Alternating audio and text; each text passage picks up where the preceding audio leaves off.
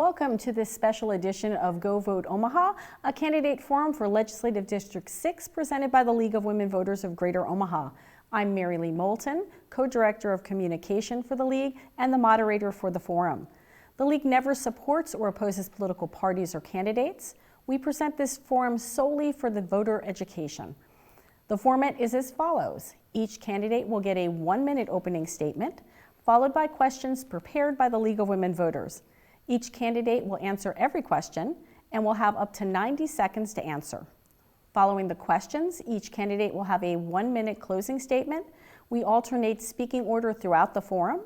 A timekeeper will signal candidates when they have 30 seconds of time remaining and when to stop speaking. Before the forum, the candidates drew numbers to determine the initial speaking order. I will now introduce them in that order. There are 3 candidates running for Legislative District 6. They are Michaela Cavanaugh, Elizabeth Hallgren, and Christian Murch. Christian Murch was not able to attend this evening.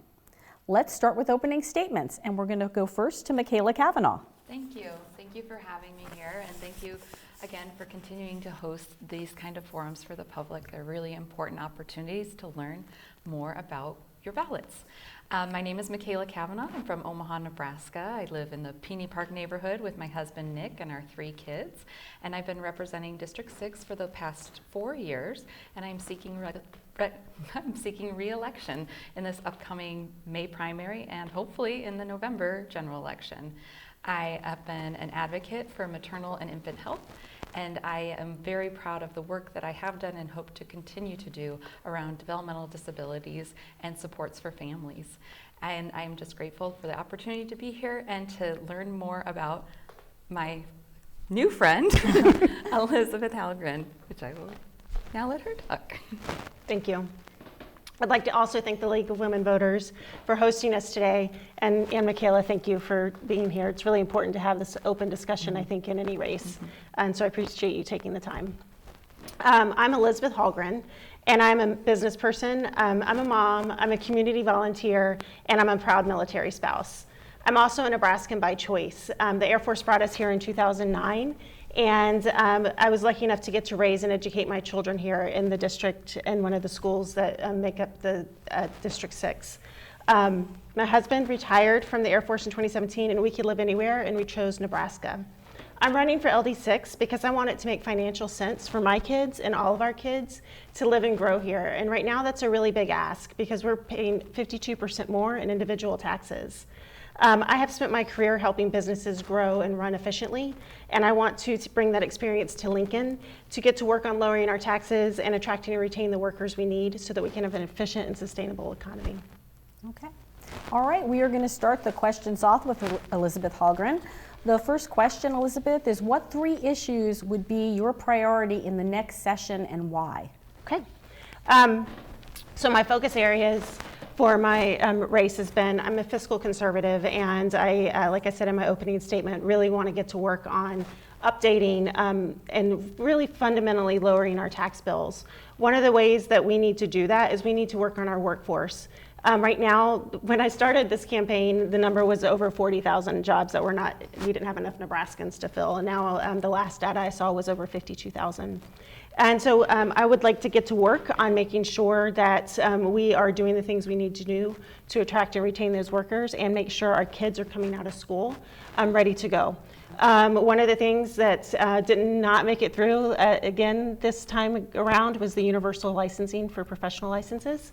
And I would like to see that. We have a couple hundred professional categories that require licenses in Nebraska that we don't make it easy for people to transfer their licenses here. We have major employers like Offutt and Union Pacific bringing tons of workers here, and we're telling their families that they're not welcome to work. And so when we're in an environment like we are right now, we need to make sure that we're making sure that Nebraska is open for business. And then, of course, working on fundamental tax, updating our tax system. Thank you. Michaela, do you need it repeated or are you good? Yeah, if you wouldn't mind. Sure. What 3 issues would be your priority in the next session and why? Michaela Cavanaugh. So my 3 priorities going into the next session, my first one will be to reintroduce the bill for Medicaid extension postpartum up to a year. That's something that we had in the session this year and last year, but we haven't yet moved forward. So that's something that I think is critically important for improving outcomes in maternal health in our state. And as Mrs. Hallgren, I'm sorry. That's okay. Ms. or Miss Elizabeth. Elizabeth. Okay, and as Elizabeth also just said, that we need to be doing more with the reciprocity as military families and other families come into the state. That's something that's been really important. We've done a little bit of that through the Health and Human Services Committee. We have had some reciprocity happening, but I do think that we need to be expanding that. And I also am going to be very keen in looking at our taxes in the next year and our revenue, because we did just pass a $1 billion tax cut. And it's going to do some really great things for Nebraskans, but we also have to make sure that we are getting those tax receipts that we need to keep our government going. And I also agree that the way to do that is to build our workforce. We have a workforce shortage here in Nebraska, and recruiting and retaining our talent here in the state is of vital importance, which is why we need to continue investing in education at all levels, from K through 12, community college, and a university, as well as trades. So those are some of the areas that I hope to focus on in the upcoming year. Thank you. Okay. Well, we're actually going to move on to talking about taxes now. Taxes are always under discussion at the Nebraska legislature. And we're going to start with Michaela Cavanaugh. How do you feel about the current rate of taxes in your district? And what would you specifically do to handle taxes differently? Thank you for that question. So the district, LD6, is now spans 3 different school districts. It is OPS, Millard, and Westside. I live in the Westside School District, which has the highest property tax for education in the state, and I believe Elizabeth does as well. Mm-hmm. And so that is something that's really important. About 50% of your property tax is going to K through 12 education. We currently have 2 different property tax reimbursement programs at the state level, and I would like to see that money shifted back to just paying for K through 12 education, so that we can take that off of your property taxes at the local level and give that money back to the property taxpayers before they even pay the tax. Mm-hmm. So that's an issue that's been ongoing, and it's sort of a circular conversation, but definitely one that I think has to continue to happen because our property taxes are so important to fund education. But we need to be funding education in a different way. Then our income taxes, we did just pass a massive income tax cut. I would like to see more for the middle class. That is something that I am disappointed that we were not able to do. So next year, I hope that we can continue to work on a substantive income tax cut for the middle class. Okay. Elizabeth Hallgren? Can you repeat the question? Sure. Taxes are always under discussion at the legislature. How do you feel about the current rate of taxes in your district, and what would you do specifically to propose to handle things differently regarding taxes? So like Michaela said, between 50 and 60% of our property tax bill goes to K through 12 education. And I looked it up today. I have 10 taxing entities on my property tax bill. And that is a lot of opportunity to raise my taxes without much transparency. The legislature did pass, I think it was 2 sessions ago, a transparency and taxation and transparency bill where up to 2%, they don't have to let you know, but after 2%, they need to send a letter to the House and have more public view on why each of these entities are increasing their taxes. So I would like to go full transparency. And then I would also really like to take a look at, my background is in business, and I always want to think about efficiency. And it's a tax and spend problem. Mm-hmm. And so is everything that we're investing in the state solving the problems that we initially set out those funds to do? And if it is, then great. Is there a way that we can be more efficient with that spending? And if it's not, then what can we do differently? And is that a problem that we still need to be solving at the state level? But it's vitally important that we continue to fund our schools so that we have high quality education for our children, because that's what's going to drive our economy into the future. Mm-hmm. And it's just fundamentally time that we have the hard discussion about updating our tax system that's been cobbled and patched since the 60s. Okay. All right, we are going to move on to the next question, and we'll start with Elizabeth Hallgren this time. Nebraska's prison overcrowding is one of the highest in the nation. The major criminal justice reform bill, LB 920, failed to advance this session. What would you propose to fix the overcrowding issue and reform the criminal justice system in the state? Yeah, it's really kind of shocking because you don't think of Nebraska as a high crime. Living here, I don't feel like it's a high crime state. And then to know that we have the worst overcrowding in the nation. I think that overcrowding problem in our prisons needs to be addressed on a couple different fronts. We need to really look at what we can do to implement community-based programming for nonviolent offenders and first-time nonviolent and low-level offenders so that they're getting career training and skills development so that they can be productive members in our workforce and in our communities and keep them out of the prison system, in prison system. We also need to be looking at what we can do about our sentencing guidelines and our cash bail policies to further reduce incarceration rates for those nonviolent offenders, and really save that prison space for the people who are the most dangerous to society, and work on our recidivism. And I'd like to see some increased focus on healthcare, mental health care, accessibility, and addiction services to take so that we're not, treating people who have mental health problems with, the legal system. Okay. Michaela Cavanaugh with Nebraska prisons overcrowding and the failure of LB 920. What would you propose to fix the overcrowding issues and reform the criminal justice system? I think that we need to bring back another version of LB 920 in the next session. It had a lot of the things that Elizabeth just talked about in it, investment in mental health and behavioral health, decriminalizing behavioral health and mental health issues, and really getting people the appropriate care that they need. Also focusing on that recidivism issue. And we do not have a high incarceration rate of people that we are sending. We have a high rate of not getting people back into society. And so really focusing on programming, supports, community programming is essential. And that bill, LB 920, which was formed out of the Criminal Justice Institute report and recommendations on how we could really make an impactful distinction in how we handle criminal justice is essential. It's unfortunate that we didn't have that moving forward because it had so many essential pieces in it, but I am hopeful for the future and for next session as people have learned more about it from just this last year that perhaps it will be something that we can move forward. And I think it really does contain a lot of the things that Elizabeth was just talking about. Okay. All right, we're going to move on to question number 4, and we'll start with Michaela Cavanaugh. The Nebraska unicameral is unique in the country and is officially nonpartisan. In this increasingly partisan divide, how do you see yourself working with members of both parties, and would you support continuing election of committee chairs by secret ballot? So I'll answer the second part first.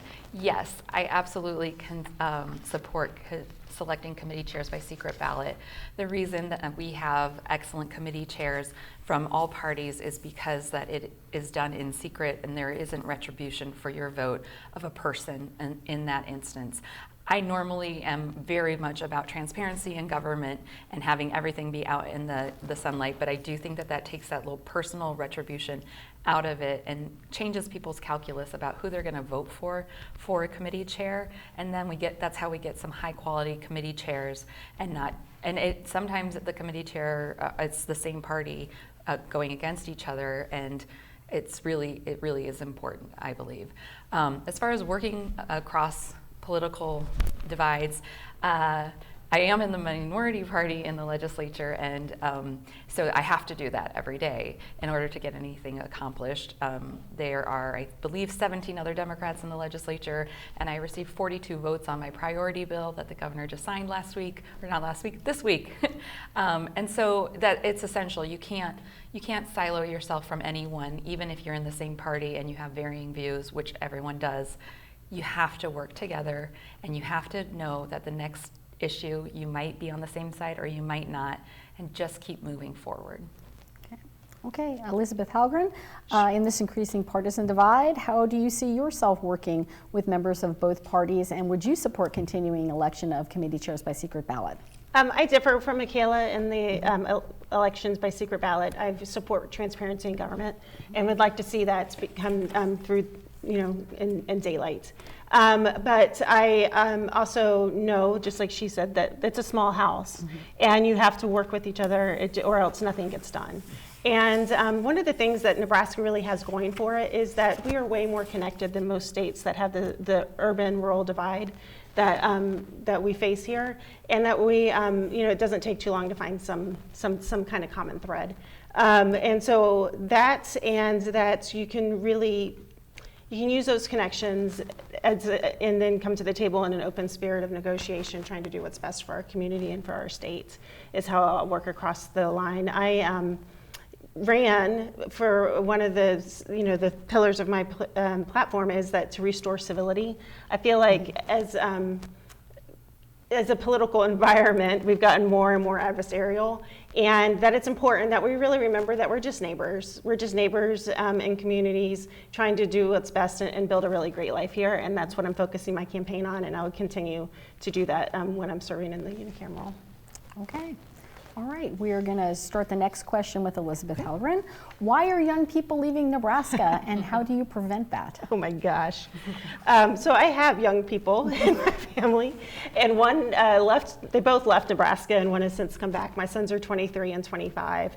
It has been a really interesting journey as I've been knocking doors and talking to neighbors, and it's a persistent problem. We all live in these houses that we bought in District 66 so that our kids could go to the school, and then they all went out of state for school. So I think that's one of the most baseline things is why are we losing kids to other colleges and universities that are not, not in the Nebraska system, and what can we do for that, and really be selling to these high school students that Nebraska is the place to be and has all of these opportunities for them at their university systems and in their workforce. I think we just need to do better at telling our story. Nebraskans are really modest, and I come from the South. We're a little flashier and like to tell the news, and so I think maybe a little bit of that could rub off in Nebraska.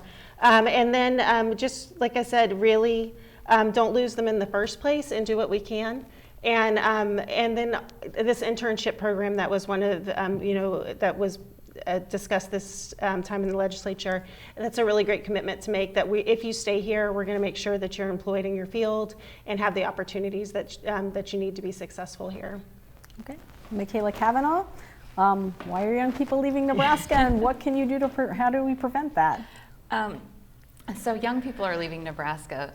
A large issue is that we have not done enough to be friendly to the LGBTQ plus community, and that is something that I hear time and time again from young people, that either they identify with that community or they have good close friends or family members who are a part of that community, and they don't want to live in a state that doesn't work hard to make sure that they have the same rights and access to everything and quality of life that everyone else does.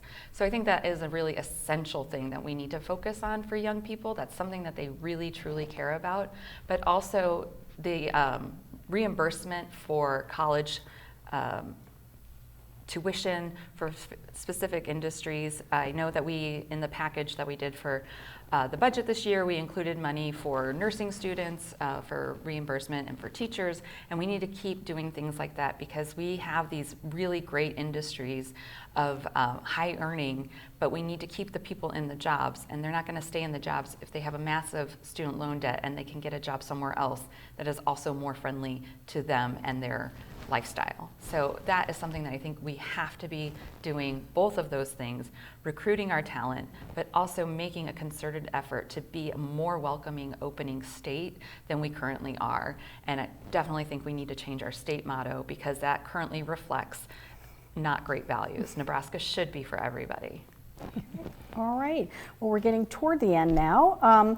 We're going to start this next question with Michaela Cavanaugh. What is your position in regard to legislation in Nebraska if Roe v. Wade is overturned by the Supreme Court? Well, I don't think there's a secret about what my position is on that since I spent a few hours last week talking about it.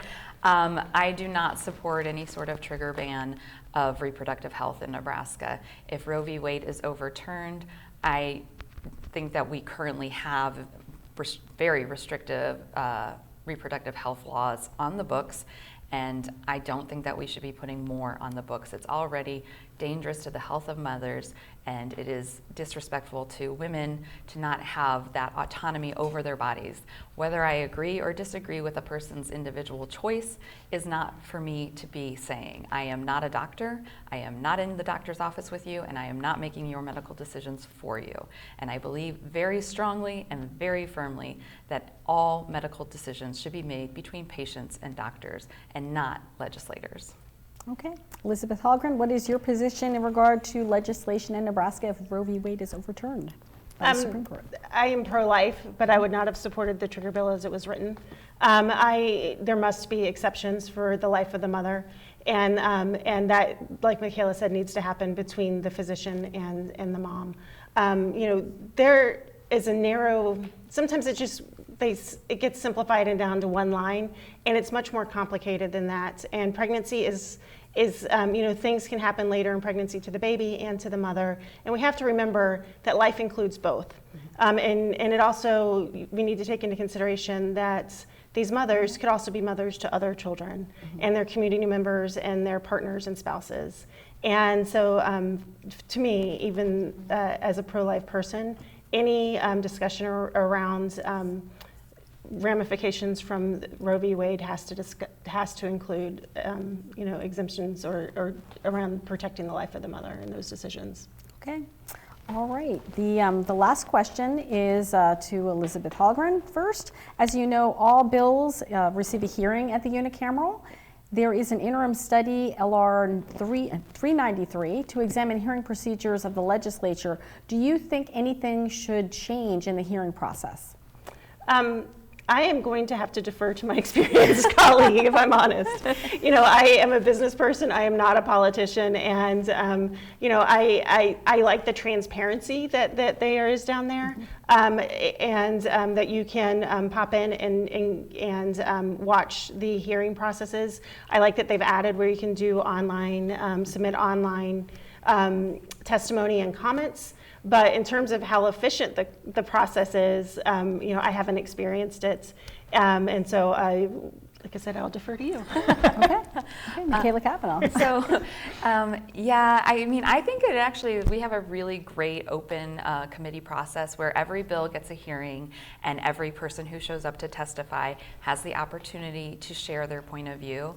I also agree the online part of being able to put your comments in online 24 hours in advance is a great improvement, because a lot of people from across the state cannot take time off of work in the middle of the day and drive from Scottsbluff to Lincoln, Nebraska to testify. So I think that's really critical that we have that. I would like to see investment in technology so that we can do perhaps in the future testimony remotely, because that is something that we currently cannot do and I think is really challenging for people in the state. But we don't have the technology to do that right now. And so, I'll be interested to hear what the people of Nebraska say as far as what changes they'd like to see to the hearing process, because I do think it's a great thing that we have, and it's a great opportunity to learn more about what people want. It's just, find out how much people really pay attention and watch at home. It's fantastic. So yeah. I don't know how we improve it, but if there's room, let's do it. Okay. Well, we have a little bit of extra time, so I'm going to give you each 90 seconds for your closing statement instead of 1 minute. So we are going to start with Michaela Cavanaugh. Oh, okay. Gosh, I just am privileged to be representing District 6. I think that it is the opportunity of a lifetime. I take it very seriously. I have learned so much about the district and the people through talking to individuals on the campaign trail and serving the district. And it is a passion of mine to make sure that Nebraska is the best place for everyone. Children with developmental disabilities, maternal health is critical, and LGBTQ supports across the state. And just making Nebraska a wonderful place to live and play and just have a great, robust life. And I also just very much appreciate Elizabeth being here today, because I think that this is such an essential part of the political process, holding your elected officials or your potential elected officials accountable and making them answer the hard questions and making us think about what it is that we are trying to do and represent in this job. So I'm grateful to the League of Women Voters, and I'm grateful to Elizabeth for being here with me today. Okay, Elizabeth Hallgren, you're closing. And thank you for taking the time. I agree. It is so important that we, I keep making the joke that I'm practicing like I'm going to play. I have regular coffees where I go sit at the scooters and constituents can come talk to me. I answer my emails, I answer my phone calls, and I think it's so important that if I'm elected to represent my community, that my community have access to me. And my most enjoyable part of this campaign process so far has been walking and knocking and meeting my, my neighbors and my community members. So I really appreciate you taking the time because you're very, very busy. As we wrap up tonight, I want to share kind of one of the things I really love about Nebraska and why it gives me hope for the potential we have to get to work on the really hard problems that we face. I love the sense of community here, and it's what made us choose Nebraska, is that it just doesn't take very long when you're talking with someone to really realize that you have something in common. It can be a school or sports team, I think if we stay focused on that connectedness, that together we can solve hard problems. And that really will enable us and our families and our businesses to be successful here. I'm the only business person running in the race, and I feel like right now our financial sustainability is the main issue that needs to be worked on, and I can't wait to bring my experience and my skill set to that problem. Thank you. Okay.